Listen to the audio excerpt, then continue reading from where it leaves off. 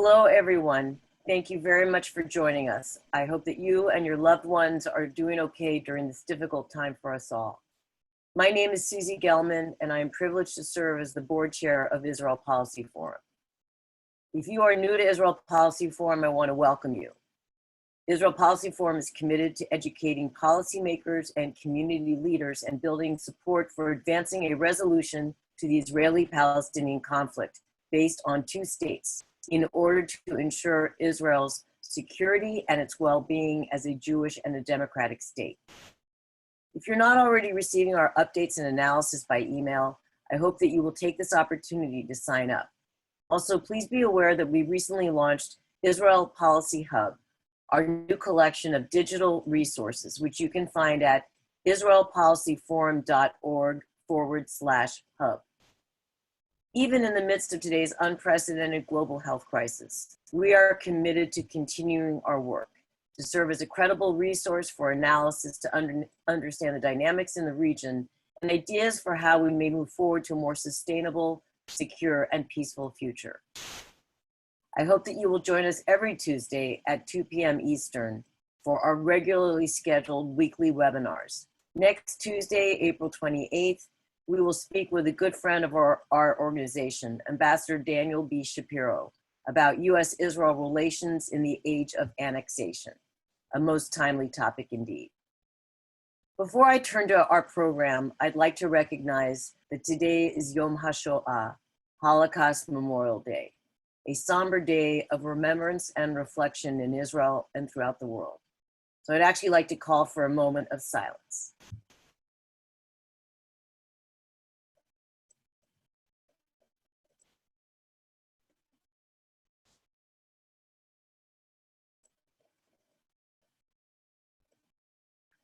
Thank you. Today, we're very pleased to be joined by Israel Policy Forum's own Dr. Shira Efron and Evan Gottesman. Dr. Efron is a policy advisor with Israel Policy Forum and a visiting fellow at the Institute for National Security Studies in Tel Aviv. She is also a special advisor on Israel at the RAND Corporation. Evan is Israel Policy Forum's Associate Director of Policy and Communications, the co-host of Israel Policy Pod, and has written for Foreign Policy, Haaretz, The National Interest, JTA, The Diplomat, and other publications.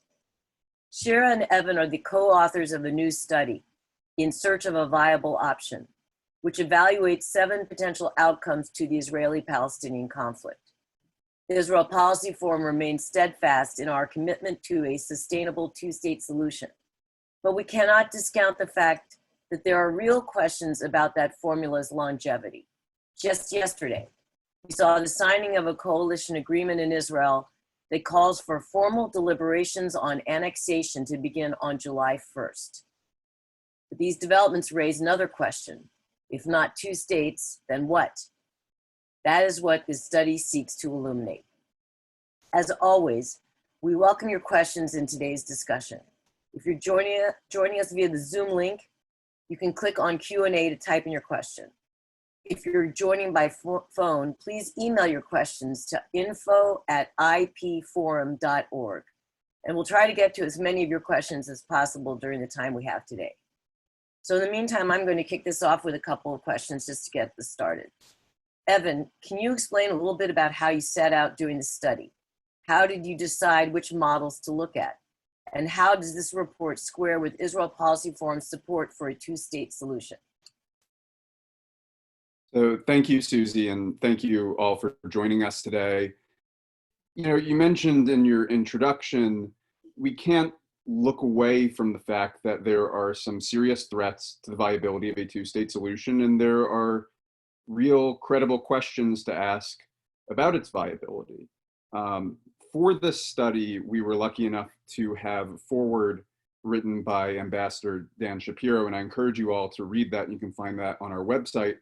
But in the foreword, he writes that when he was the United States ambassador to Israel, he had requested that the State Department undertake a study doing exactly what we ended up doing, looking at what the other models or outcomes to the Israeli-Palestinian conflict could be, given that at the time, the official US policy was supporting a two-state solution as it had been for many decades, but understanding that there are other outcomes out there, and even if this isn't our most favored outcome or the best outcome or the least flawed outcome, understanding what the implications would be. Now, the State Department ultimately didn't end up undertaking Ambassador Shapiro's recommendation on that, but there's clearly a need that should be filled here in understanding what else is out there. We've all heard the arguments against the two-state solution, but very little has been done to seriously evaluate, and certainly not all in one place, to seriously evaluate what the other outcomes mean. So in looking at all of the options that we had laid out in front of us, what we came to is that the two-state solution is the least flawed among an array of deeply flawed options. We were careful to refer to these models as options or as formulas or as models, as I just said, or frameworks, not as alternatives, because we don't want to grant any of them undue intellectual or moral founding, because frankly, some of them are kind of out there from a viability standpoint or are morally or ethically abhorrent, but they are ideas that are being spoken about by people in positions of real influence. And just to give you an example on that, so we were looking at what are the models that could be implemented by people in positions of political influence, people in academia and media. So one of those models that we look at is the Jordanian option that we can talk about later in this program. And that essentially means the transformation of Jordan into an alternative Palestinian homeland. It's essentially a call for regime change in what has been a stable US and Israeli security partner for several decades. From our perspective as analysts, this is a really far-fetched idea. But this is something that I have to tell you is being spoken about by people who we spoke to who are very close to the Prime Minister of Israel, people who are now in the newly formed government of Israel, people in academia, and so on and so forth. So this is something that people could seriously pursue if they want to do that. So once we had set out on the models that we wanted to look at, we then went about, Shira and I went about conducting interviews in Israel and the West Bank, as well as some in the United States, talking to the people who actually support these different models, because we all have our own preconceptions and biases about what these different frameworks entail, but we wanted to hear from the people themselves who have created these models, who have advocated on their behalf, and understand best what they are talking about, because from our perspective, that gives us the clearest picture that helps us to distill the most accurate image of what people are actually calling for. And our MO in all this is to take people at their word, even, or I'd say especially people who you might frame as extremists. If someone says that they want the end to a Jewish state, or if someone says that they want to expel all the Palestinians from their homes, we take them at their word because that's what they are proposing. And frankly, the people who didn't sugarcoat things and didn't work in terms of euphemisms were the most helpful in terms of allowing us to craft a picture of what people are really calling for on the ground in Israel and in the Palestinian territories. Thanks, Evan. Shira, how did you evaluate different outcomes one against another? What was your methodology?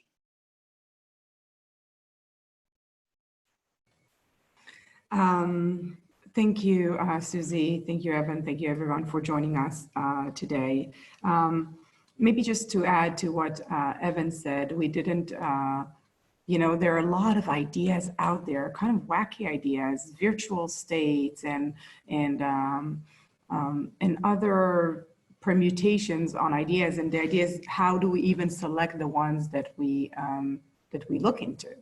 So we wanted to be very rigorous about it. We went to the academic literature. We chose the ones that are most frequently mentioned, and also that the most important stakeholders are advocating.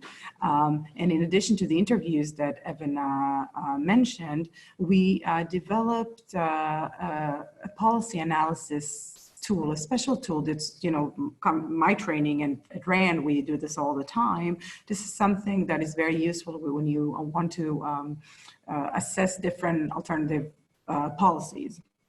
So it's basically, it's designed with a predetermined set of criteria against which you can consistently assess and compare across the different approaches.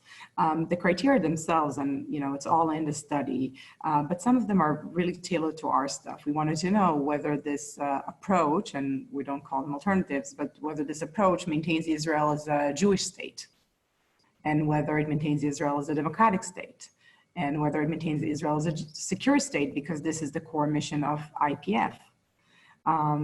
Also, we wanted to know if it grants Palestinian self-determination, that this is something we care about. But the other criteria are much more general. It's more like cost. How much would it cost to implement this thing? The ease of implementation, time frame. Is it politically viable? Is it acceptable to the public? And so we have a pretty elaborate set of criteria, and of course not exhaustive, you can add more, but I think we cover the gamut on these. And what we produce eventually is basically a two-dimensional matrix, which I'm happy to share now. But the idea is that we know that not everyone has time to read very long studies. So while we have hundreds of pages of text explaining how we arrived at our assessments, we wanted to have something that depicts visually in a way that's really compelling and easy to understand how the different approaches compare against one another. And I must admit, we didn't do ourselves, it wasn't easy, because we had to also frankly assess the two-state solution. Perhaps if I share my screen now, if that's okay.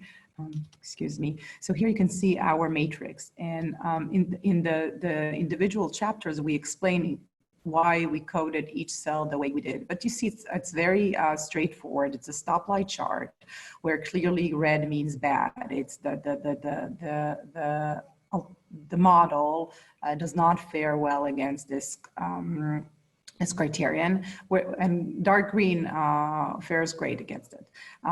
We can go into what this matrix shows us, but it's very, we find it very clear to understand. And when we went and presented this to decision makers, you can right away see why some of these other models that may seem compelling when you just mention them would not work. So yesterday, Benjamin Netanyahu and Benny Gantz signed a coalition agreement that called for formal deliberations on West Bank annexation to proceed beginning July 1st. What did you find Israeli right-wingers are looking for with annexation plans? That's a question for both of you.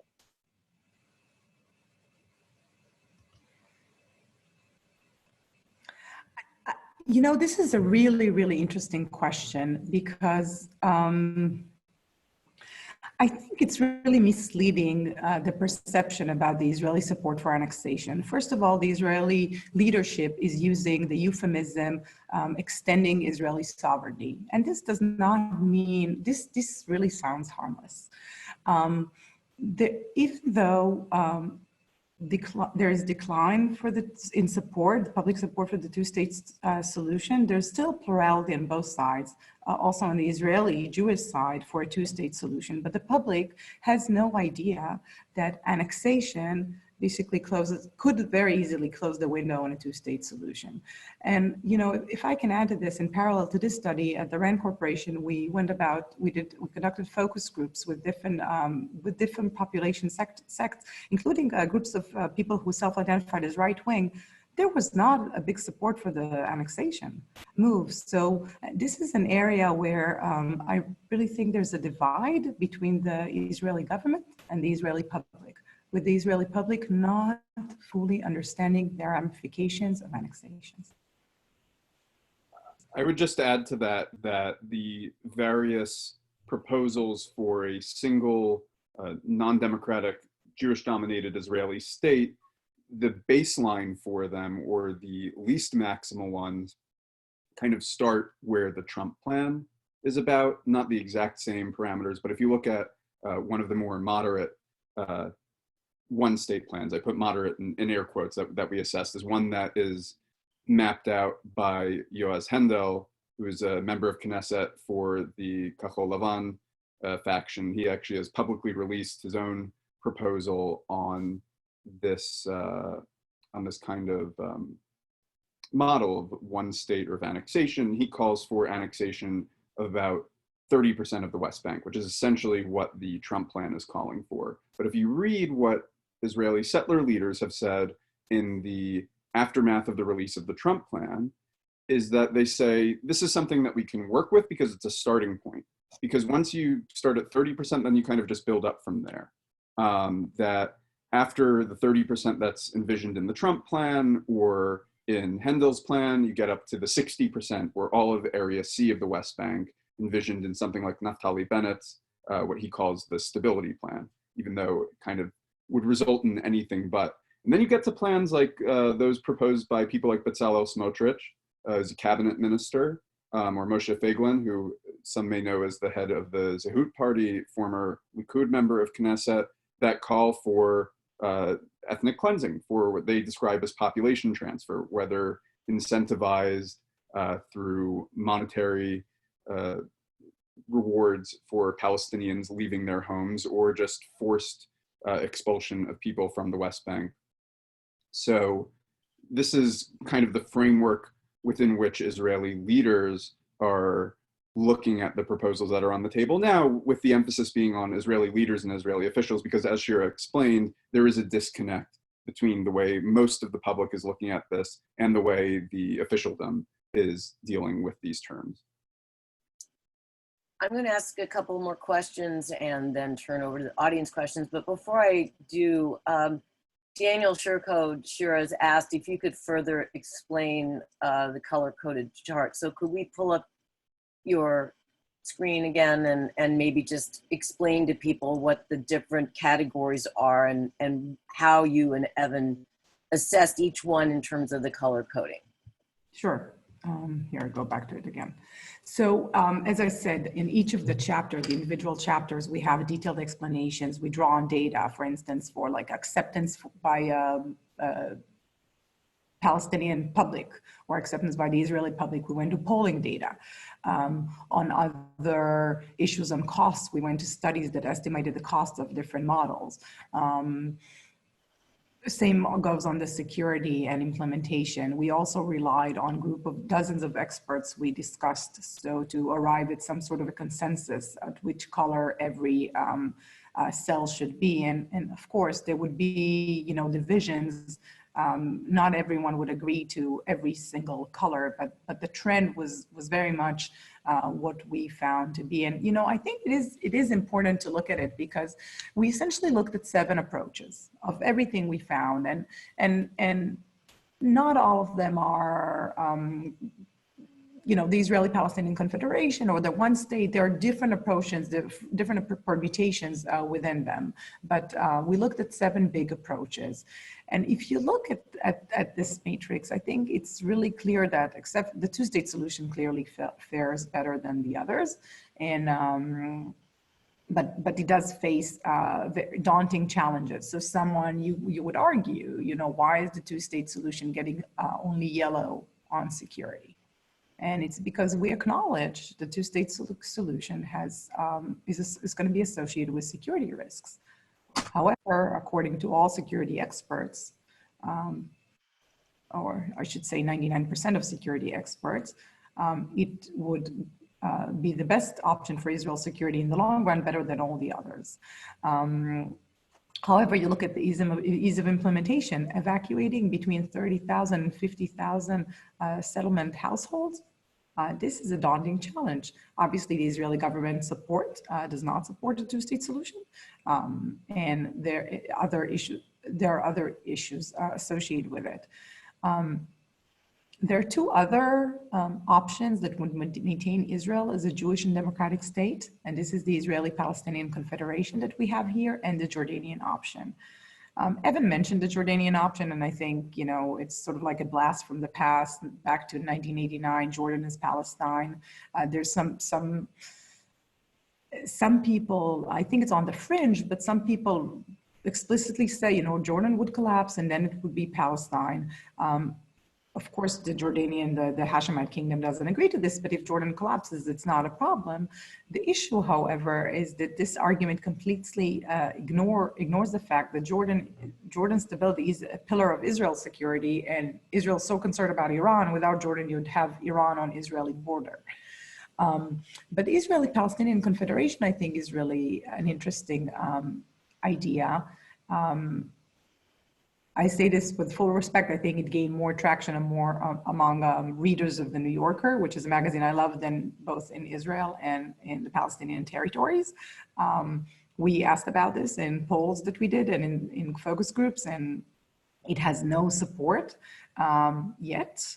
But it is a compelling idea because it says, oh, look, it would be a Jewish state, a democratic state. It would give the Palestinians a state, and still you don't have to evacuate settlements. You don't have to divide Jerusalem. It's a great idea. I just don't see how we didn't see, and all the experts we consulted with didn't see how Israelis and Palestinians that hate each other and are scared of each other would all of a sudden live together in some sort of a utopian kumbaya style confederation like the EU, and not to mention the security risks that would come from the friction between the populations. I think on the other, we can get to it if there are more questions, but it's pretty clear on why a one Jewish state that is not democratic is very problematic. Goes also for the one democratic state, it could also be an appealing idea. Oh, of course, everyone will live together, but this is really not a viable option. And then, of course, there's continuation of the status quo in the Trump plan that bring us back to current reality. Shira, before we leave the chart, if you could maybe just zoom out, so people, there have been a couple of requests while you've been talking about what do the different color codes mean. People can't see, I think at the bottom of the chart, it indicates what green means, what yellow, red, orange. There we go. Okay. Is this better? Yeah. Yeah. And I should just note, everybody who is on the call, we've sent you a link to see the whole study. And of course, you can also look at it on our website, israelpolicyforum.org. And we'll be sending a link out to all participants as well. So you'll get a chance to look at it in depth and spend time with it. But if you want, there's also one pager. So if you can't read even the summary, the one pager provides all the information. But Shira, if you want to just you and Evan walk through the color coding so people understand that. I mean, you've got the chart there. I think it's pretty self-evident, but I don't know if you have anything you want to add to that before we move on. I don't. Basically, dark green would be good. That the specific option, the specific formula model would perform strongly against the criterion, with red showing extremely poor performance and the range in the middle. Right. So obviously green means go, red means stop, and yellow somewhere in the middle to put it in. Just a quick note on the criterion that we use, though. One of the limitations of the study that we undertook is that there wasn't really a way that we could scientifically weight the different categories that we're looking at. So you may look at something and see red across the board or dark green across the board, but there are criteria which are important, like say acceptance by other world powers like Russia and China, which is an important thing to look at, but it's not as important as, for example, political feasibility among Israelis and Palestinians. So we had to look at both of those, but I would encourage, the scorecard provides a nice visual summary, but I would encourage you also to look at least through the rest of the executive summary and look at some of the other resources around that, because the summaries beyond just the colors tell a little bit of a fuller story than just what the scorecard might suggest. So I'm going to ask one more question and turn to some audience questions. And again, if you would like to ask a question, if you're on Zoom, click on Q&A and type in your question. If you're on the phone, please email your question to info@ipforum.org, and we'll get to as many of them as possible. The study was about to be released, and then the Trump plan, long anticipated Trump plan, was publicized right before you came out with the publication of this study. So how did the release of the Trump plan impact your work and your conclusions?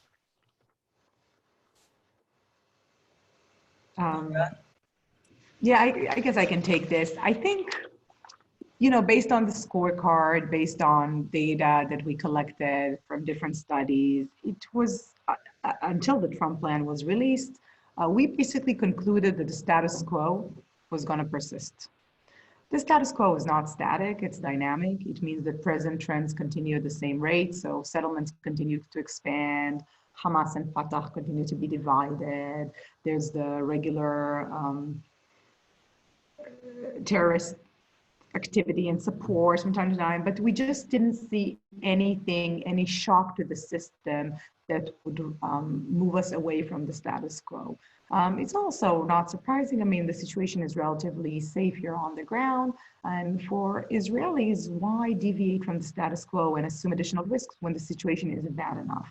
We did think that a change for the worst in the security situation. And, the head of the Shin Bet concluded 2019 saying that the security services prevented 560 terrorist attacks, I think. So I think, if they failed to thwart some of these attacks, that would have changed the situation in Israel.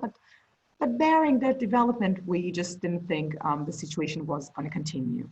Of course, then the Trump plan came and basically green-lighted legislated annexation by the Israeli government.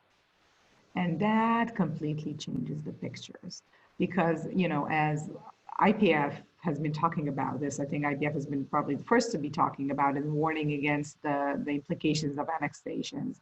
Maybe you know where you start, you don't know where you end. And annexation really could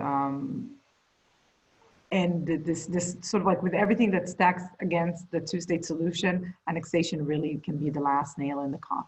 So where we end the study is saying that what policymakers have to do and what people who, stakeholders that support the two-state solution, as we do, need to continue to work to preserve the reality. We don't believe the two sides, the Israelis and Palestinians, are going to sit now and have negotiations, but to try to preserve some sort of reality that would allow negotiation on a two-state solution in the future. As you open, Susie, with the announcement by the Israeli government yesterday and the coalition agreement, if annexation is going forward, I do not know that we can get to this day.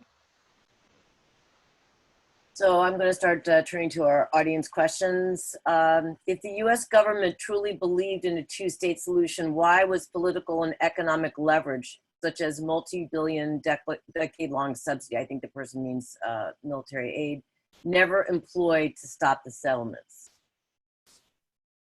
I mean, just to address this one, and this is a point where I would also encourage you to check out Ambassador Shapiro's foreword to our study, but there are US interests at play and security interests at play in Israel beyond an interest in resolving the Israeli-Palestinian conflict.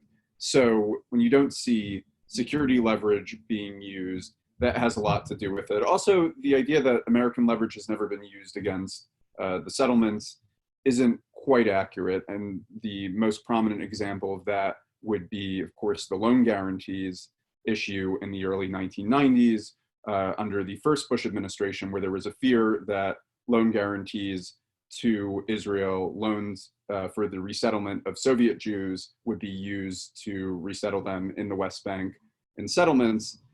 So this is a form of non-security related, non-military aid related leverage that has been employed. But again, the US interest in Israel extends beyond just the scope of what we're discussing here with the outcome of the Israeli-Palestinian conflict. So we've got a few methodology questions, so I'm going to ask all of them, and then the two of you can decide how to answer them. So Abigail Abisal Metzger asks, who were the respondents? She wants to know what were the total number of responses and the breakdown of percentages for the type of respondents. Charles Cook asks, performance against what? Popular opinion or something else? Meaning how you have the criteria and how they performed the various aspects, the various proposals. And then Sam Bahur wants to know if international law and or UN resolutions play a role in your criterion.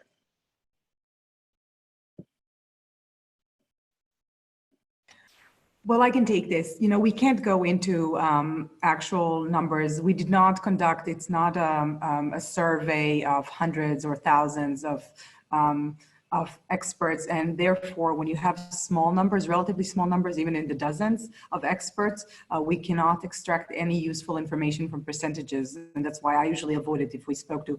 But we tried to reach as close to consensus as we can.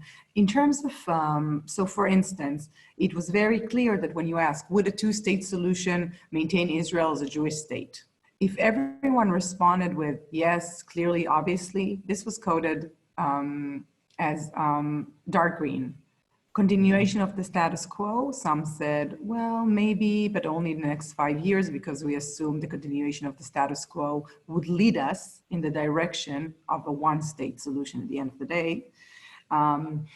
So this was a mix and match, and we've asked our experts to code, and some, you know, we had to make judgment calls, but this reflects the opinions of most experts. How many?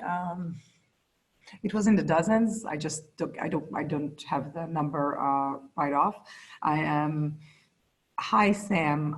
I think it's a really good question about UN resolutions, morality, fairness, ethical considerations. We had this criteria such as those in the beginning, but then we started going into the religious framework, and you know, some religious people we spoke to said, what is moral? You're asking me if something is moral or something is ethical. In my view, the only moral obligation I have is to God, and God wants me to have this land, and this land is made for Jews. And once we started going in this way, it was very hard for me to put what's like ethical and accepted by the international community, and what I consider personally as a, you know, secular liberal person as moral versus others. We did include acceptance by the international community, but that's also really hard today, because what is the international community? It used to be the United States and Europe on one side on this issue, and on many other issues, they're very far apart today. Then you have Russia and China, which are playing a more important role in the region and global affairs today. And then there's also the Arab world, and even the Arab world was not divided. So we tried to capture the UN resolutions and other international resolutions in the, where you see the criteria and acceptance by the EU and international organizations, which tend to go together. And this is where we did capture what you're referring to, but I think there's a broader question there.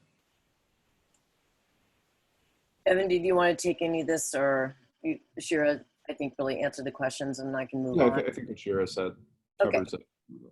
Another methodology question from Abigail again. Were there both Palestinian and Jewish Israeli respondents? Yes, so we spoke to people who were both, we spoke to both Jewish Israelis in the West Bank, and Jewish Israelis in Israel and who live in the West Bank, as well as Palestinians in the West Bank and in the United States. And you know, you find the disparity in views. It's also another cross-section that we're looking at. And it's important, as you raised in your question, Abigail, to look at not only both sides of the conflict, but we also started mapping some of these other important cross-sections politically, also generationally. And this was especially apparent on the Palestinian side. Older people who we spoke to, who had come of age maybe during the Oslo process, during the era when it looked like there might be a formal resolution to the conflict, were still more in favor of a traditional two-state model as we map it out. You speak to younger people, and they are more in favor of a single democratic state. And from their perspective, it's hard to blame them. I mean, you have to think about what these people have come of age experiencing. Growing up through a period where the only Palestinian leader they really know is Mahmoud Abbas. The only Israeli leader they really know well is Benjamin Netanyahu. And they're not coming of age in a period where there's any real formal peace process to speak of.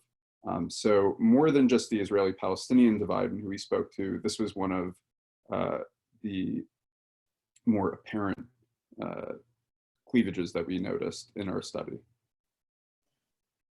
There are a number of questions about Hamas, so people bear with me because I need to kind of scroll through them.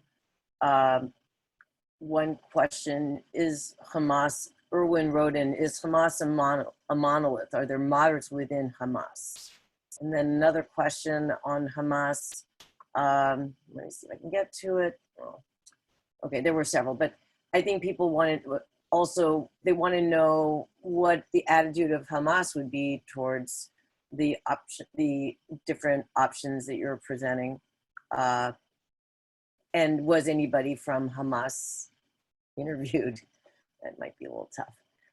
But anyway, can you talk a little bit about Hamas and you know how Hamas, their positions, how it relates to what the study found? You know, Hamas is not a monolith. Hamas is a movement that I can't speak of moderates within Hamas.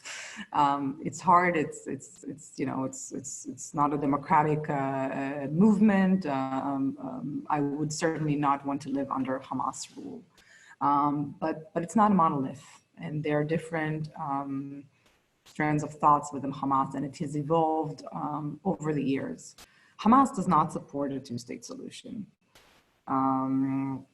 However, it does have a new political platform that it released a couple of years ago, and it's closer to the two states than ever before. They would accept it if the Palestinian majority would accept it, if the Palestinian public would accept it. We can also see that Hamas has learned practically to coexist with Israel, to partner with Israel. We see it now in fighting COVID-19. There's unprecedented cooperation, and Israel and Hamas found a way to talk to each other. And it's in both sides' interests. Israel has had multiple opportunities to try to go into Gaza and basically dismantle Hamas's military infrastructure, which is what Israel is concerned with.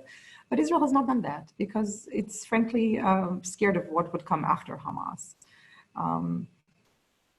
There's no question that the divide between the Palestinian factions is a real one, and Hamas' objection to the peaceful way is one of the biggest obstacles. And if you would think of what are the key challenges to the two-state solution, one of them would be the rift between Fatah and Hamas. But we can't just talk about Hamas as if it's the only obstacle, because there are voices within Hamas that speak differently today. Shira, as a follow-up to what you just said, Dan wonders if two states are possible without Hamas support. Well, I think, yeah, of course it's possible without Hamas's explicit support, because then it's going to go to a referendum. And if the Palestinian public supports it, then you don't need the leadership of Hamas to endorse it. But they had already said that they would back it if that's what the Palestinian people want. This is something that, of course, a two-state solution would be very difficult if Hamas continues to use violence against Israel. This is this is not an option. But would Hamas need to be the biggest advocate of a two-state solution to reach a two-state solution? Absolutely not. So we got a couple of questions about Confederation, Federation. So Emmanuel Shahaf wants to know, why wasn't a Jewish-Palestinian Federation included as one of the options reviewed? It's a hybrid approach, which has a lot of advantages. And Jonah Nagy asks, what are some parts of a confederation? I realize federation and confederation are different, but what are some parts of a confederation, if any, do you think could be adopted and integrated into the traditional two-state paradigm? So to address the first question from Emmanuel, federation is actually evaluated in our study. It's not given a chapter on its own, but when we were looking at all of these different proposals, we had to kind of synthesize different plans out there because there are multiple, for example, one state plans. So federation is actually grouped under our one democratic state chapter with other proposals for it. So you can check that out in the full study. And also to clarify, because as you kind of hinted at, Susie, there is maybe some confusion about what the difference between federation and confederation. Federation is a one-state plan. It sees Israeli sovereignty across the entire territory, all of what is now Israel and the West Bank. Although notably, most of these proposals exclude the Gaza Strip. Confederation is a proposal which has gained some traction recently in some more academic circles, as Shira was mentioning earlier. And this is an idea that, at least on paper, you would have two states, but you would have some form of open borders, kind of modeled on the Schengen area in the European Union, at least the way it was before the coronavirus pandemic. Some common institutions across both of those states. And so to Jonah's question about how a confederation would work and what are some ideas that can be lifted from confederation to a two-state analysis, when you read our breakdown of confederation, we're very critical of this model, and it's not from any kind of moral or political objection. A lot of the ideas in confederation are very nice, but it's kind of an unrealistic starting point. If you can't get to two states now, how are you going to get to two states where, for example, Israelis and Palestinians share a joint border police or border security force that is entrusted to control the entire territory's external borders with Egypt and Syria, and Lebanon, and so on? How are you going to get to a point, for example, if Palestinians don't like having West Bank Jewish settlements, and if Israeli Jews have been unwilling to accept the idea of right of return for Palestinian refugees, how are you going to have this open residency rights where Palestinians can live, Palestinians from the territories can live inside of Israel, Israelis can live as Israeli citizens inside of the state of Palestine? But a lot of these ideas of a joint institutions, of a customs union, of some joint political institutions aren't necessarily bad ideas, but this is something that you would hope would develop from two states, because Israelis and Palestinians are in many ways intertwined economically, politically, and we don't kid ourselves that a two-state outcome, when and if it is realized, would be a complete divorce and that there would be no interaction between the two sides. But starting with the most comprehensive form of integration modeled on the European Union, where the circumstances are very different, is just not a realistic starting point. So some of these ideas are things that we hope could be implemented in the future, but maybe not as the baseline. Evan, Sanford Luckhoff asks if the Confederation option takes account of the potential effects of a major international aid effort to promote Palestinian economic development. So in order to have a successful confederation, the influx in funding that you would need would be really enormous, because if you look at the gap in income between Palestinians are and where Israelis are, it's not something that you can just bridge with aid from international donors. If you look at where they are, for example, the GDP per capita in Israel is about $40,000. In the West Bank, it's about $1,200, $1,400. And in Gaza, it's about $900. That's a huge gap. And the model that we compared this to, it was reunification of Germany 30 years ago in 1990. And back then, the income gap between people in East Germany and West Germany was about $5,000, $6,000. And there's still a gap today, even though that gap is many, many times smaller than the gap between Israelis and Palestinians. And that was a kind of one state outcome that was undertaken under the best circumstances with full international support, with funding from both the government of Germany itself and from support from the United States and from other European countries and so on and so forth. That's not something that you can necessarily guarantee in the Israeli-Palestinian situation. And you look at the cutoff in aid to the Palestinians that has been undertaken by the Trump administration. They recently restored $5 million, but that's only 5 million of 75 million what's been appropriated by the United States Congress. So given all of that, I don't think that this is a gap that you can just bridge with international aid. And the alternative is that you have a deeply inequitable outcome for many, many years to come. Shira, here's one I think you might want to take on. Tammy H. wants to know, in your opinion, have attitudes about the two-state solution changed since the study was done, considering the recent global pandemic and Israel's response to helping Palestinians in the West Bank?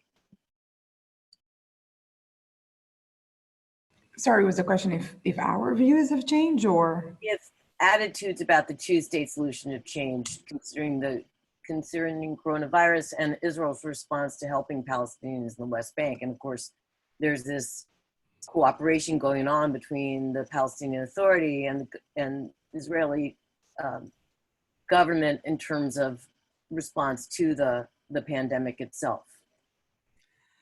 You know, it really depends who you ask. The Israeli public, like I think any public outside in the world, is concerned about their own health, their own safety, the safety of their families and their loved ones. If they're lucky, if they lost their jobs. This is what people are now concerned of. I don't think that the coordination that we're seeing now in the West Bank, and by the way, also in Gaza, is something that's really on the Israeli public mind.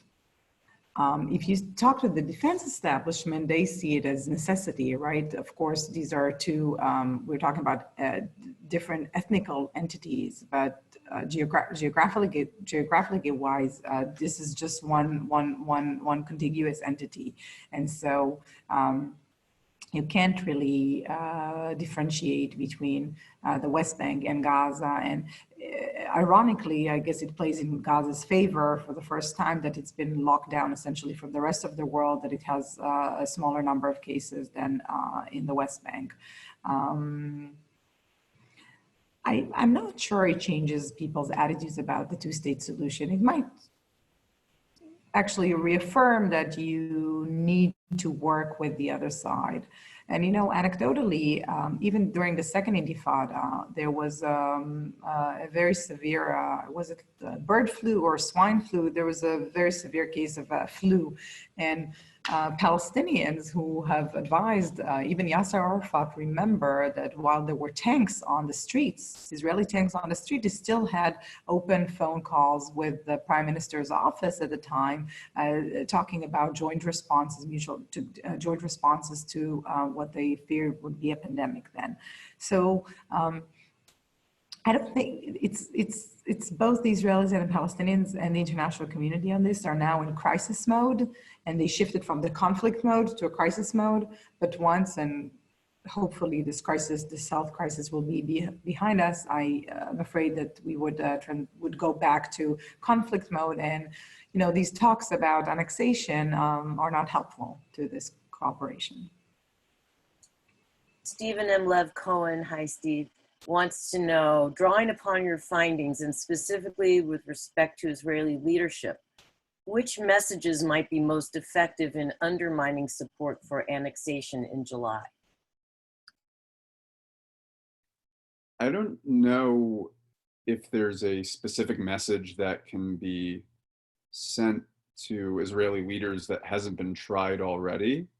If this is something that they are going to pursue, then they're going to pursue it. But I think that people who are taking this approach should understand that these different outcomes are interrelated, that some of them don't exist in a vacuum.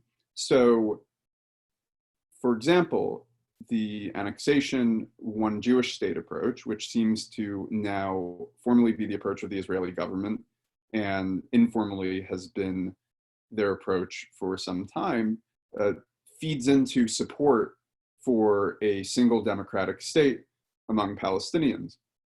And so if you don't want to undermine the idea of Israel as a Jewish state, then this isn't necessarily an approach that you want to take, because it's only going to shift the narrative among Palestinians, and it's going to do so in the long term.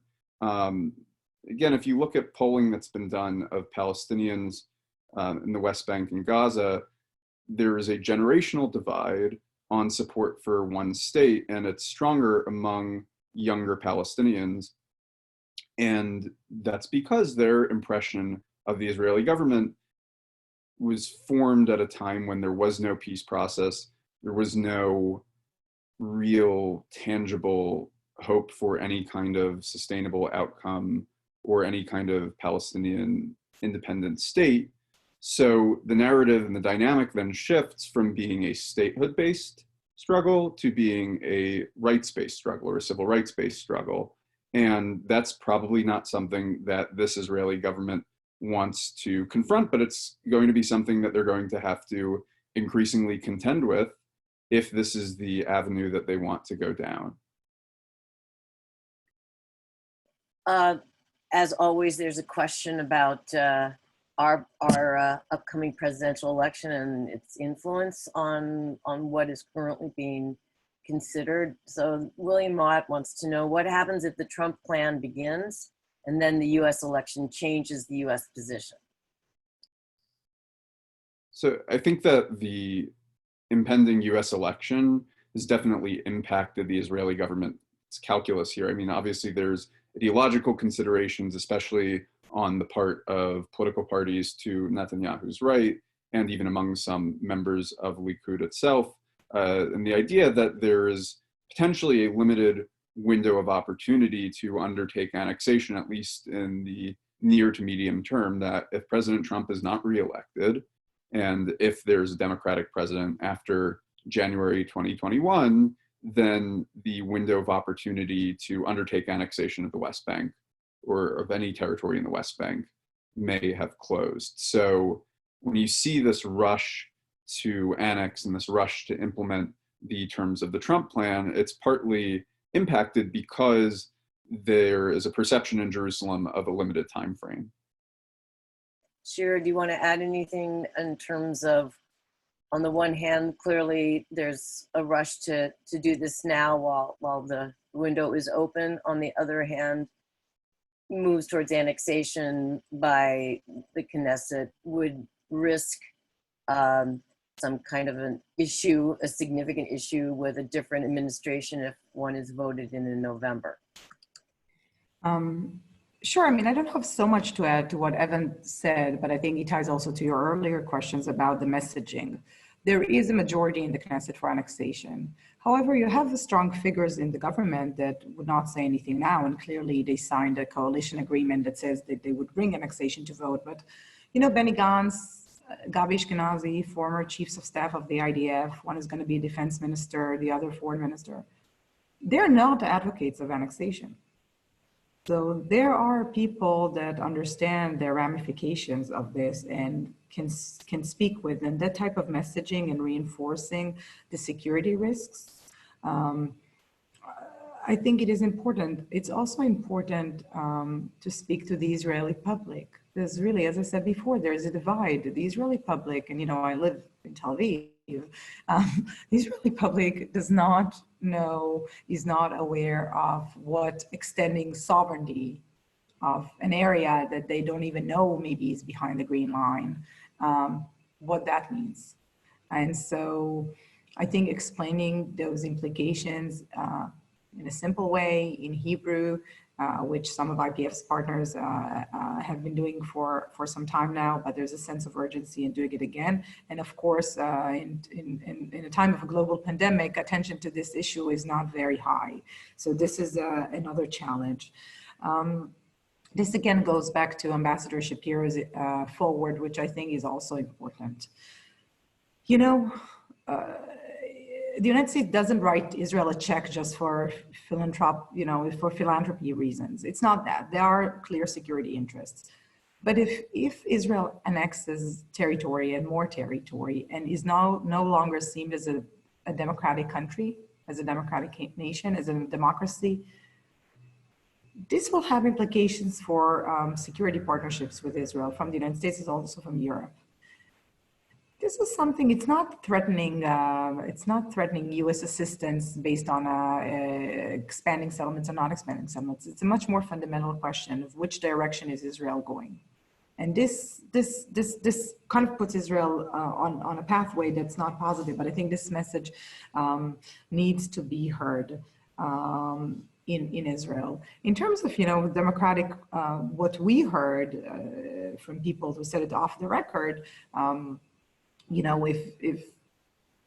the administration changes in Washington, it's very likely that they would undo any recognition of Israeli annexation. So this also begs the question, what's the point of doing it? And this is something that I think Israeli leaders understand. So we're getting close to the top of the hour. I have a couple of questions I do feel compelled to get to.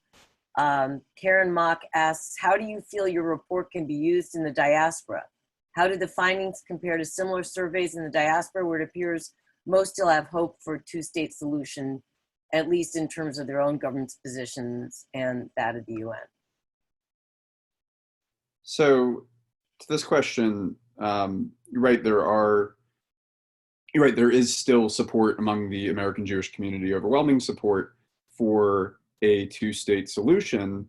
I think that the purpose that this serves is that there really isn't another report out there like this.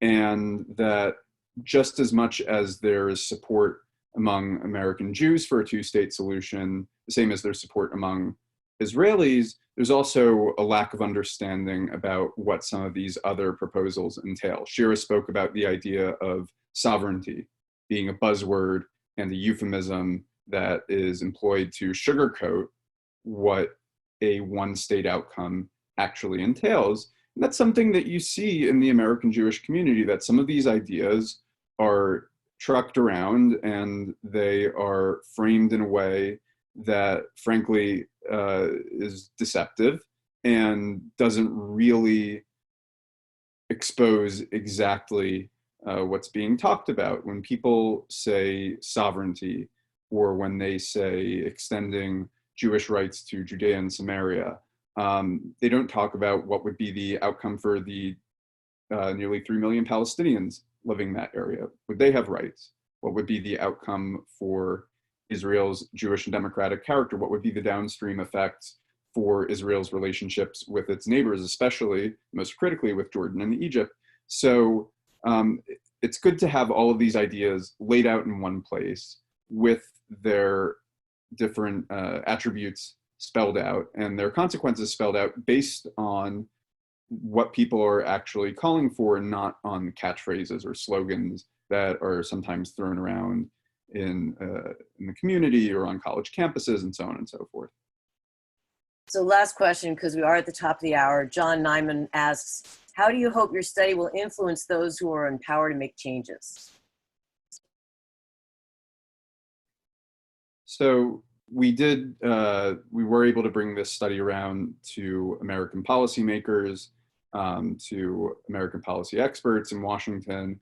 And I think the hope, and of course, American priorities, everyone's priorities have changed a little right now, given the moment that we're in and the current global public health crisis. But the hope is that there's an understanding that all of these ideas have consequences. They're not just a slogan. One state is not just a slogan, but there are consequences and costs to each of these proposals. And if this is going to be something that Israel pursues, say, a single non-democratic state, or if the approach from the Palestinians changes away from a two-state approach to something based around a single democratic or a single binational state, that this isn't something that you can go into blind, and that the costs and the consequences of this need to be understood. And from everyone that we spoke to, people were receptive to that idea. And again, I opened by saying this, and I'll close by saying this: we've all heard the reasons that two states may be under threat, or people say that two states aren't viable anymore. But it needs to be put out there what the other models entail. Shira, any final thoughts? I mean, I'll just, I do want to add to what Evan said. I think the study is available now in English. IPF is an American organization, and this is, the main constituency of IPF is in the United States. But the plan is hopefully to translate it to Arabic and Hebrew. And we actually launched this report right before the COVID-19 crisis began. So the idea is, I think we need to also educate and the publics and decision makers, Israelis and Palestinians, on these alternatives that are basically thrown out. Oh, if not a two states, oh, it must be one state. Or if not a two states, well, no big deal. They can have an autonomy. This is from the other side. Well, what does it actually mean when you throw just terms out there? This stuff has implications, and we hope that our study does it in a way that's very simple to understand, readable and digestible. It would also be important to go to the public, but you know what? We've spoken to some Knesset members, and they throw out things like, no, we're not annexing anything. We're just extending sovereignty. And when you ask them, well, what's the difference? They have no idea. So I think it is important to extend and to take it, to bring it here where we're bring it to the region, as I would say. But I'm encouraged that despite tireless efforts of stakeholders to derail the two-state solution, to undermine it, despite not having a process in so long, a peaceful process, despite violence and everything that's stacked up against the two-state solution, we still see a support, a plurality on both sides, Israeli and Palestinian, certainly the international community for two states. So, not all hope is lost.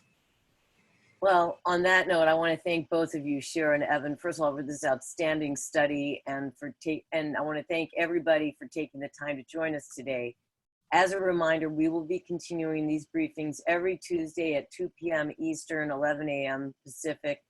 Our next program on Tuesday, April 28th, will feature Ambassador Daniel Shapiro speaking on U.S. relations in the age of annexation. And I do recommend, when you take a look at the study, to read his excellent foreword.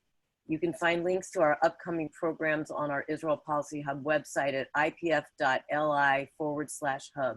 Finally, if you find our webinars and our digital content and resources useful, please consider supporting our work. If you already support Israel Policy Forum, thank you. We greatly appreciate it. So thank you everyone once more for joining us today. Be well. Take care. Thanks. Thank you.